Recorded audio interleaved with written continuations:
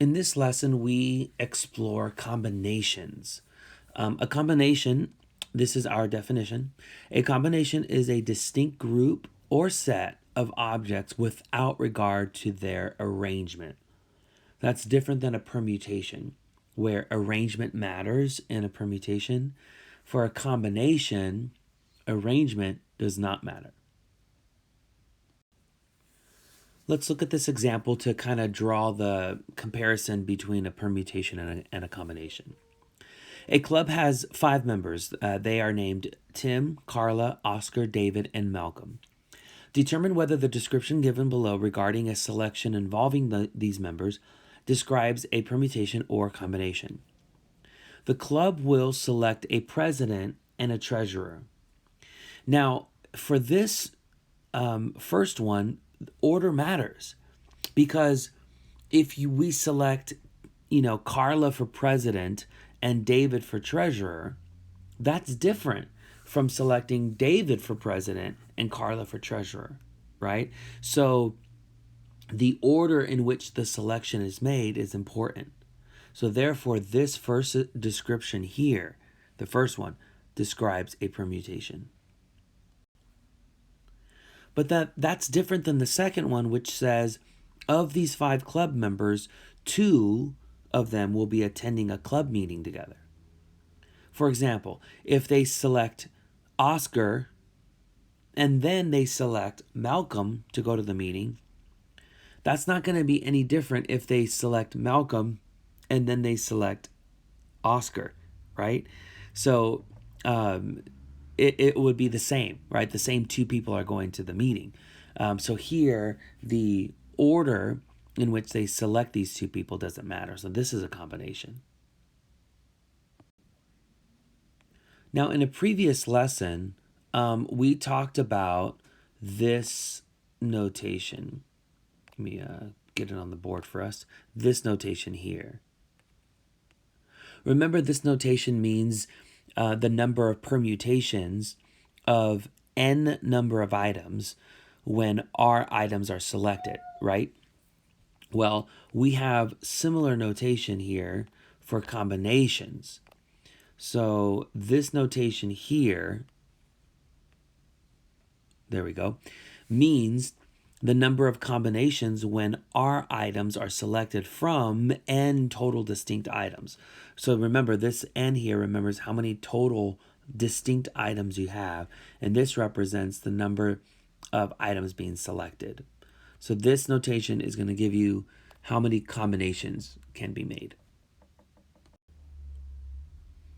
And what's really convenient is we have a formula. So let me give it to us now. All right, so you may want to have this in your notes highlighted, a very important formula.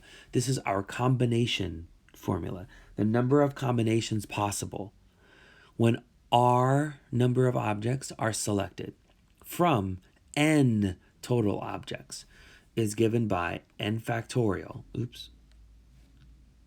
N factorial in the numerator over n minus r factorial times r factorial. So this is our combination formula. All right, let's use it in the following example. In your American history class, you are assigned to read any 3 books from a list of 8 books. In how many ways can you select 3 of the 8 books to read? Now, this is a combination problem because the order in which the 3 books are selected and read doesn't matter, right? The 3 books that you select, the order in which you read them, the order in which you the order in which you select the books doesn't matter. The 3 books that you choose are the 3 books that you choose. Okay, the 3 books that you read are the 3 books that you read. Which one you read first, second, or third doesn't matter. We just want to know how many ways can you select the 3 of the 8 books. So let's use our combination formula. So here we go. So it is the number of combinations of choosing 3 items from 8. So then this is 8 factorial over 8 minus 3 factorial times 3 factorial. All right, let me move this up. All right, so we can do this probably maybe without a calculator.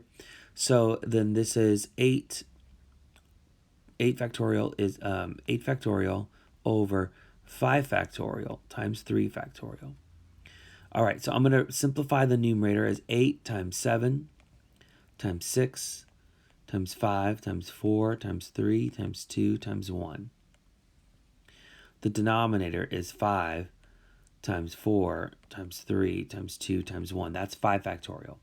Times 3 factorial, which is 3 times 2 times 1. All right. So let's see. 5 factorial, all of that divides out with all of that. And then 3 times 2 is 6. So then our final answer is just 56, 8 times 7.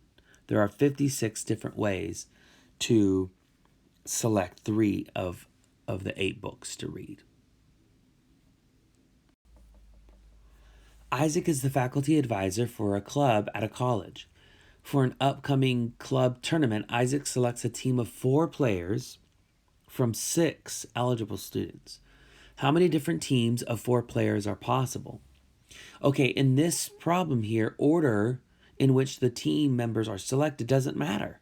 So who he chooses is who he chooses, and the order in which he chooses these 4 members won't change the composition of the team. So this is a combination problem. Isaac has to choose how many players? 4 players out of 6 eligible students. So it's a combination, and here's our formula. So it's 6 factorial over 6 minus 4 factorial times 4 factorial.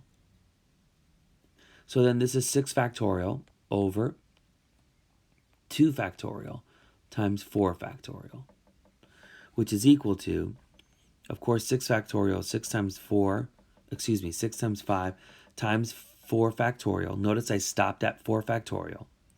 2 factorial is 2 times 1, and I'm going to leave the 4 factorial in the denominator as 4 factorial. That will allow me to divide out the 4 factorials. And then what is left here is 6 times 5, which is 30, divided by 2, which is the final answer of 15. There are 15 different teams that he could make out of 4 players. Now, after the tournament, Isaac takes the team out for pizza. They order an extra large pizza and must choose 3 toppings from a list of 11 toppings. How many different 3-topping pizzas are possible? Now, once again, this is a combination problem because the order in which the pizza toppings are selected does not matter. Okay? So there are 11 toppings,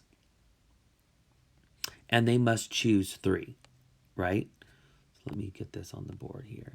So it's a combination of choosing 3 toppings out of 11. So then this is 11 factorial over 11 minus 3 factorial times 3 factorial. That is to say 11 factorial over 8 factorial times 3 factorial. Okay? So notice how I simplify this.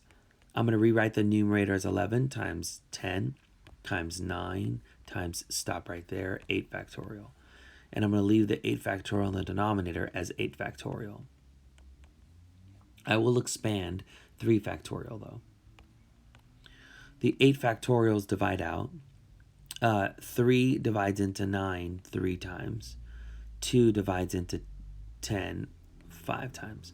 So it's really just 11 times 5 times 3. This gives us 165. There are 165 different 3-topping pizzas that can be made. Pretty cool. At a restaurant, dinner consists of selecting 3 items from column A, 4 items from column B, and 3 items from column C from the menu. If columns A, B, and C have 5, 7, and 6 items, respectively, So column A has 5 items, column B has 7 items, and column C has 6 items. How many different dinner combinations are possible? Okay, first of all, this is definitely a combination problem. And for column A, you're choosing 3 out of 5 items. So it's the number of combinations. This is for column A, 3 out of 5 items. For column B, you're choosing 4 out of 7. And then for column C, you're choosing, let's see, what does it say? 3 items out of 6. So this is what you're doing for each of the columns. This combination here will give you 10 when you evaluate that. This combination here, you should confirm, gives you 35.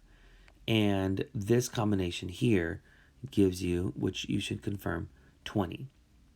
Now, we can use the fundamental counting principle to determine the total number of dinner combinations by just multiplying these number of choices from columns A, B, and C. So what we can do is just multiply the number of combinations of 3 items from 5, the number of combinations of 4 items chosen from 7, and the number of combinations of 3 items from 6. In other words, all of these numbers that we just got, 10 times 35 times 20. This is the counting principle, right? The fundamental counting principle that we've been using a lot. So 7,000. There are 7,000 different combinations possible under these conditions.